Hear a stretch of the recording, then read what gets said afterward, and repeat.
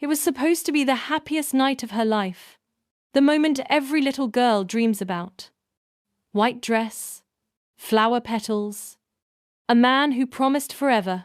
But just 3 hours after saying "I do," the bride walked into her bedroom and found her husband tangled in the sheets with the one person she trusted more than anyone in the world. Her maid of honor, her childhood best friend. On the bed they were supposed to share for the first time as husband and wife. What she saw that night didn't just end a marriage. It shattered her entire reality.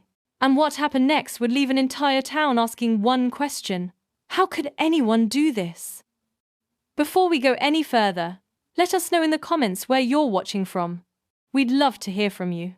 And if you're new here, click on the subscribe button so you never miss any of our upcoming videos. This is the story of Naomi Sanders, 34 years old, small-town nurse. The kind of woman who remembered your birthday, brought soup when you were sick, and never missed a Sunday at church. Everyone in Maplewood, Pennsylvania loved Naomi. She was dependable, kind, the type of person you'd want in your corner when life got hard. And for most of her adult life, Naomi had one person in her corner above all others. Her best friend since 4th grade. Carla Hughes. They grew up 3 houses apart, shared everything. First crushes, prom dresses, college roommates, late-night cry sessions over bad boyfriends. Carla was the sister Naomi never had, or so she thought. When Naomi met Daniel Foster 5 years ago, it was Carla who introduced them. Daniel was Carla's co-worker at a local construction firm.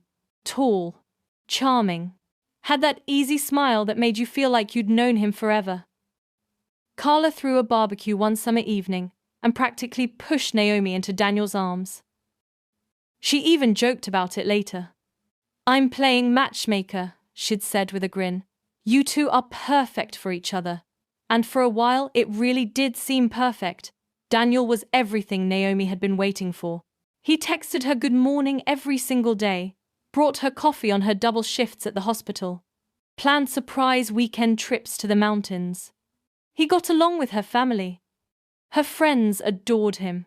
And Carla? Carla was their biggest cheerleader. She was there for every milestone. The first time Daniel said "I love you." The night he proposed on bended knee at the same park where they had their first date. The dress fittings. The cake tastings. Carla stood beside Naomi through it all, smiling, laughing, celebrating. She was the maid of honor, of course.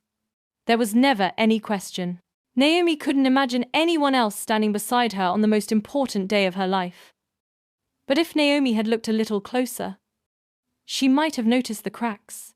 The way Carla's smile didn't quite reach her eyes when Daniel kissed Naomi in front of everyone. The way she always found a reason to text Daniel directly instead of going through Naomi.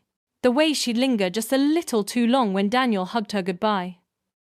But Naomi didn't notice. Because when you love someone, when you trust someone with your whole heart, you don't look for reasons to doubt them. You don't see the warning signs. You don't imagine that the person who held your hand through every heartbreak could be the one about to cause the biggest one of all. The wedding was set for October 14th. A small ceremony at the local community hall. Nothing fancy, just close friends and family. Naomi wore her mother's veil. Daniel wore a navy blue suit. Carla wore a soft pink bridesmaid dress and held Naomi's bouquet during the vows. Everything went exactly as planned. The ceremony was beautiful. The reception was lively. There was dancing, toasts, laughter. Naomi's father gave a speech that made everyone cry. Carla gave a toast too. She talked about how she'd known Naomi longer than anyone in that room. How she'd watched her grow from a shy little girl into a strong, beautiful woman. How Daniel was the luckiest man alive. Everyone clapped. Naomi hugged her. "Thank you for everything," Naomi whispered. "I love you so much." Carla smiled, hugged her back. "I love you too," she said. But behind that smile, behind those words, something else was happening. Something Naomi couldn't see. Something that had been building for months. Maybe longer. Because while Naomi was planning her wedding, while she was picking out flowers and seating charts and writing her vows, Carla and Daniel were planning something too. and it had nothing to do with celebrating love. The reception ended around 11. Guests started filtering out. Naomi was exhausted but glowing. She couldn't stop smiling. Her cheeks hurt from laughing. Daniel kissed her forehead and told her he'd meet her upstairs. He wanted to grab a quick drink with a few guys first. Totally normal. Naomi didn't think twice about it. She hugged her parents goodbye, thanked the caterers, took one last look at the now empty hall, still decorated with white roses and string lights. This was it. The start of forever. She headed upstairs to the bridal suite, a small room they'd rented above the venue. It wasn't much. Just a bed, a dresser, a little bathroom. But it was theirs. Their first night as husband and wife. She changed out of her wedding dress and into a white silk nightgown she'd bought specifically for tonight.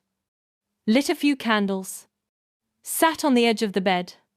Heart racing with anticipation. 15 minutes passed. Then 30. She texted Daniel. "Where are you?" No response. She waited another 10 minutes, then decided to go find him. Maybe he got caught up talking. Maybe he lost track of time. She walked down the narrow hallway toward the back staircase. And that's when she heard it. Voices. Muffled. Coming from the other bridal room. The one they'd used earlier for getting ready. Naomi frowned. She thought everyone had left. She moved closer. And then she heard something that made her blood run cold. A woman's laugh. Breathy. Familiar. Then a man's voice. Low. Urgent. Daniel's voice. Her hand reached for the doorknob. It turned easily. The door swung open. And there they were. On the bed. Her bed. The one she was supposed to share with her husband. Daniel. Shirt off. Carla. Dress pulled up. Bodies tangled together. For a moment, nobody moved. Naomi stood frozen in the doorway, her brain struggling to make sense of what her eyes were seeing. Then Carla gasped, scrambled backward. Oh my God. Naomi. Daniel shot up, face pale, hands shaking. Babe, wait, this isn't... We were just... Naomi didn't wait to hear the rest. She screamed. A raw, guttural scream that echoed through the entire building. 11. People came running. Her mother, her brother, guests who hadn't left yet. Everyone crowded into the hallway, staring, whispering, trying to piece together what had happened. Carla was crying, pulling her dress down, stammering excuses. It was a mistake, Naomi, I swear. We were drunk. It didn't mean anything. Daniel stood there, frozen, unable to speak. Naomi looked at them both. The two people she loved most in the world. The two people who had just destroyed her. And she turned around and walked out, barefoot, still in her nightgown. She walked out of the building, down the street, into the night. Her mother chased after her. Naomi, sweetheart, please, come back. Let's talk about this. But Naomi didn't stop. She didn't cry. She didn't scream. She just walked. Because in that moment, crying felt too small for the size of the pain. Screaming felt pointless. What was there to say? What words could possibly make sense of this? Her husband, her best friend, on their wedding night, on their bed. How do you come back from that? How do you ever trust anyone again? By morning, the entire town knew. Small towns are like that. Gossip travels faster than wildfire. Naomi's phone wouldn't stop buzzing.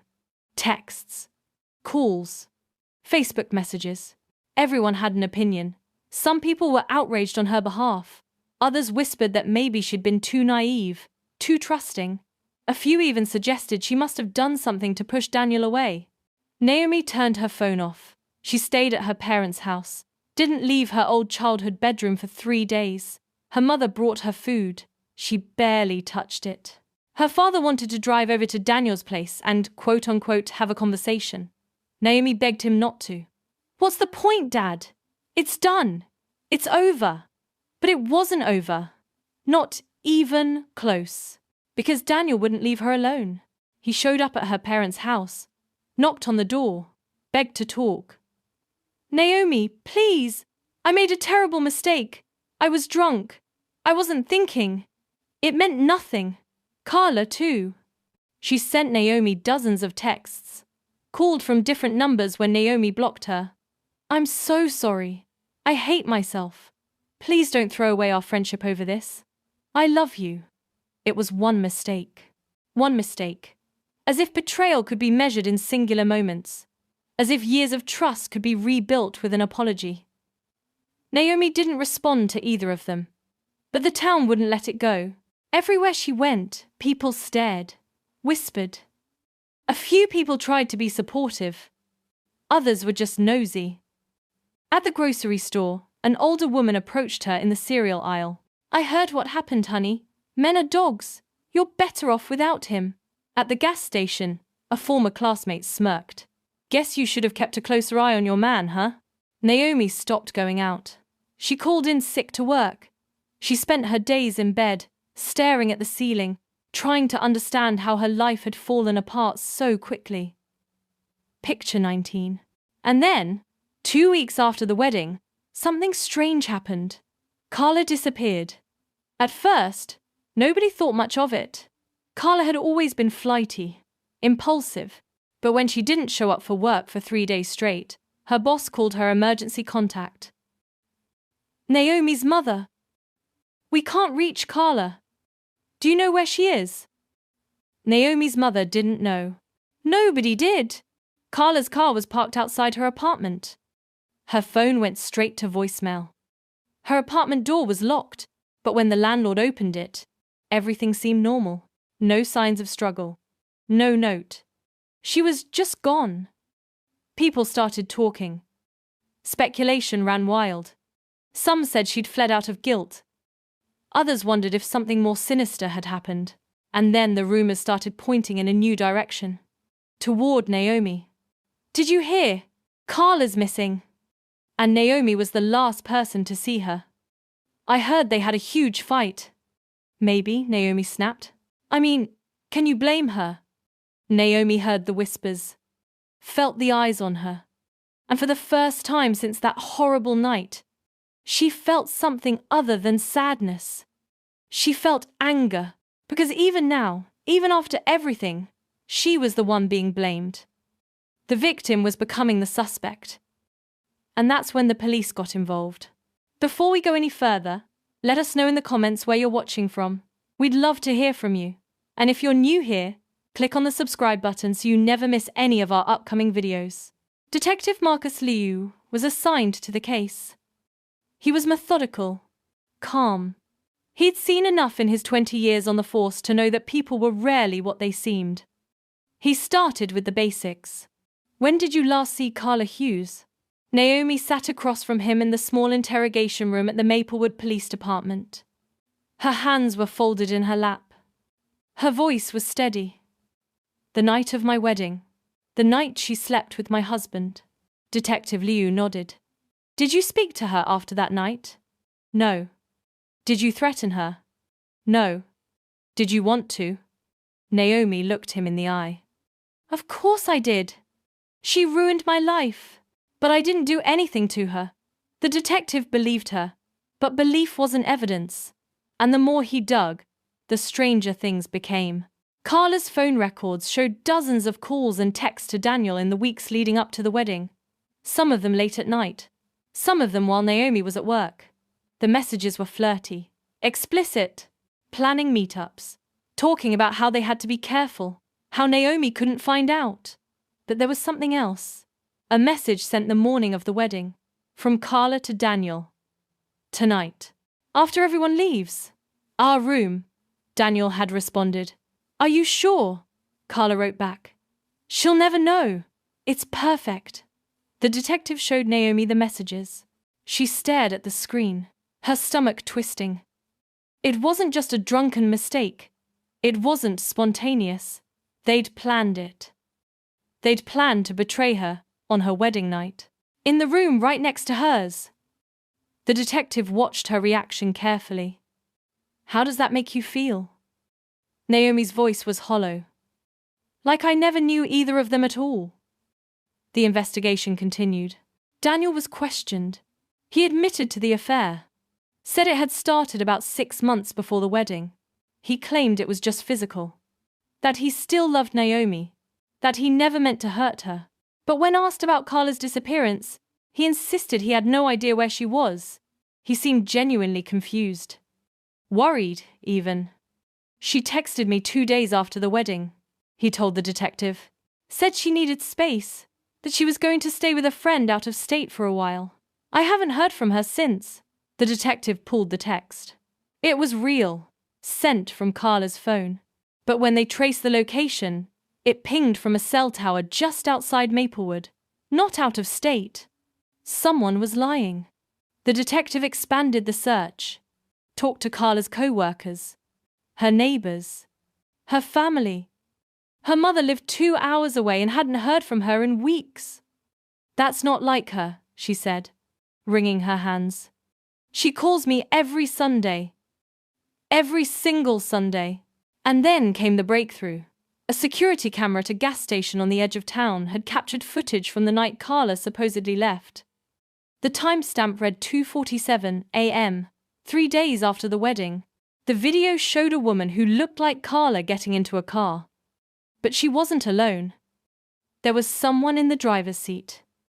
The footage was grainy, hard to make out details, but the detective enhanced it as much as he could.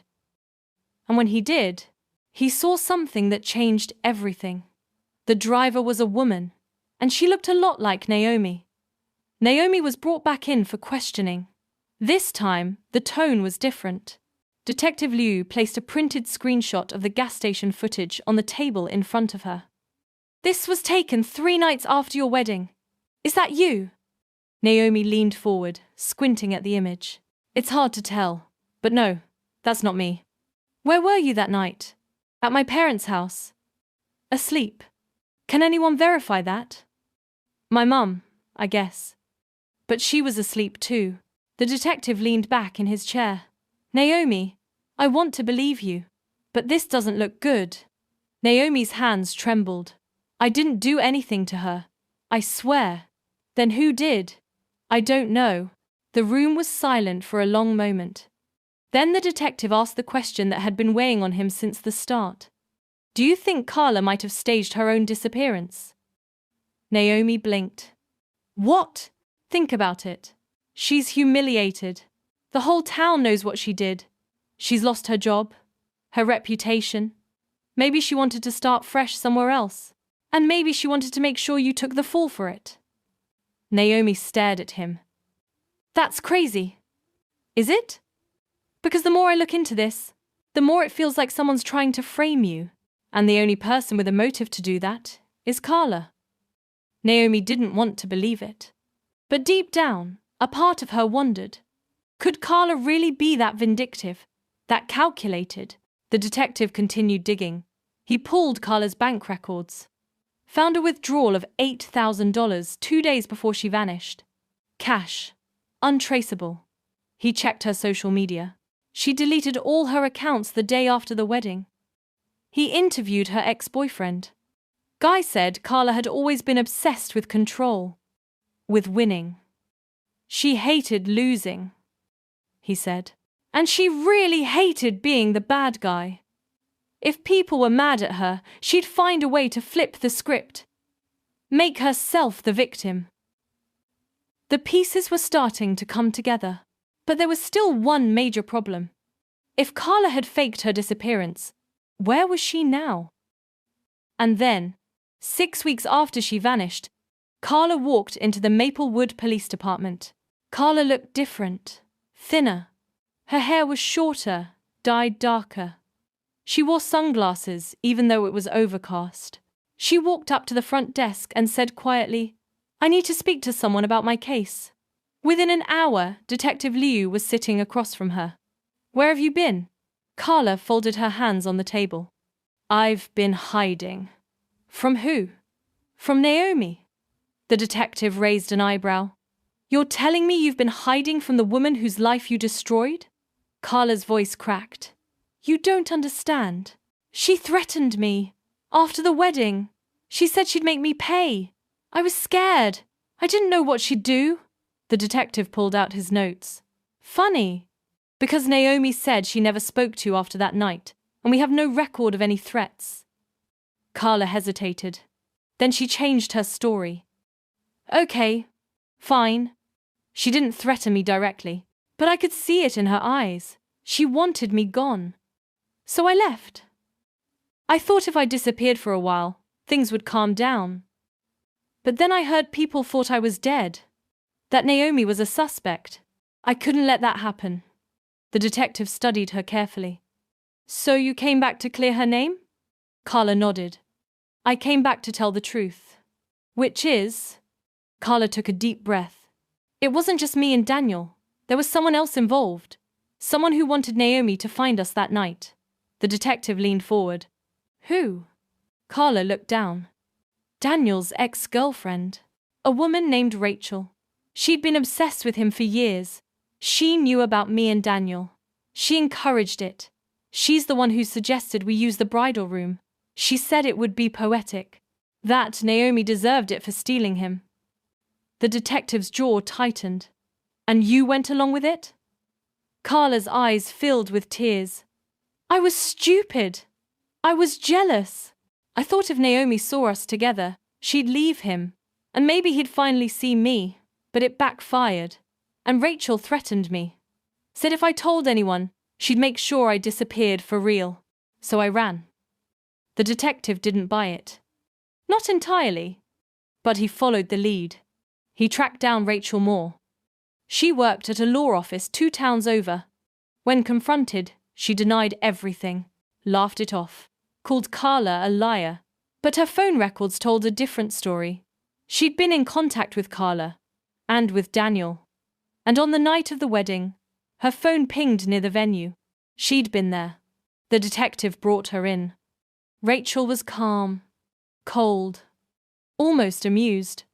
You really think I orchestrated some kind of revenge plot? Please. I moved on from Daniel years ago. Then why were you at the wedding? I wasn't.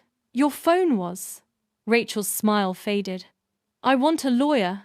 It took another 2 weeks, but eventually, the whole truth came out. Rachel had been in love with Daniel since high school. When he started dating Naomi, she never got over it. She'd stayed in touch with him, convinced him he was making a mistake. When Carla confessed her feelings for Daniel, Rachel saw an opportunity. She manipulated both of them, planted the idea of the affair, made sure it happened on the wedding night, made sure Naomi would find them. Her goal wasn't to get Daniel back, it was to destroy Naomi. Because in Rachel's twisted mind, if she couldn't have Daniel, no one should be happy with him. Rachel was arrested and charged with conspiracy, harassment, and emotional manipulation. Carla avoided charges but left town shortly after. No one knows where she went. Daniel tried to reconcile with Naomi, showed up at her parents' house one last time.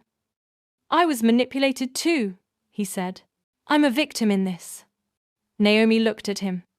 Didn't say a word, just closed the door. Because even if he'd been manipulated, he'd still made a choice. He'd still betrayed her. And some things can't be forgiven. Naomi filed for an annulment. It was granted within weeks. She moved to a different town, started over, new job, new apartment, new life. She didn't talk about what happened, didn't post about it, didn't write a memoir or go on talk shows. She just moved forward, quietly, one day at a time. But the story didn't end there, because a year later, a journalist reached out to her, said they were writing a piece about betrayal and trust, asked if she'd be willing to share her side. Naomi almost said no, but then she thought about all the messages she'd received from other women who'd been betrayed, who'd been blamed, who'd been made to feel like the villain in their own story. She agreed to one interview, and in that interview, she said something that resonated with thousands of people. I don't think about them anymore. Not Daniel, not Carla, not Rachel. Because holding on to anger is like drinking poison and expecting them to feel it. I survived. And that's enough.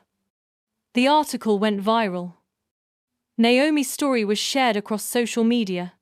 Some people called her a hero, others said she was too forgiving. But most people just saw her for what she was. A woman who'd been through hell and came out the other side. Not perfect, not unscathed, but still standing. And maybe that's the real lesson here. That betrayal doesn't define you. That the people who hurt you don't get to write the ending. You do. Naomi rebuilt her life, found new friends, learned to trust again. She even started dating someone new, slowly, carefully, but hopeful. Because love didn't destroy her, people did, and people aren't love. So if you're watching this and you've ever been betrayed, if you've ever had your world turned upside down by someone you trusted, know this: you are not alone, and you will survive. So let me ask you, if you were in Naomi's position, what would you have done? Would you have walked away quietly like she did? Or would you have fought back harder? Would you have been able to forgive? Or would the anger have consumed you? Drop your thoughts in the comments below. And if this story hit you as hard as it hit me, share it with someone who needs to hear it. Because stories like this remind us that we're all human. We all make mistakes. We all get hurt. But we all have the power to choose what happens next. Thanks for watching. And if you thought this story was intense, wait until you see what's coming next. Hit that subscribe button. Turn on notifications. Because the next one is even more unbelievable. Trust me. You won't want to miss it.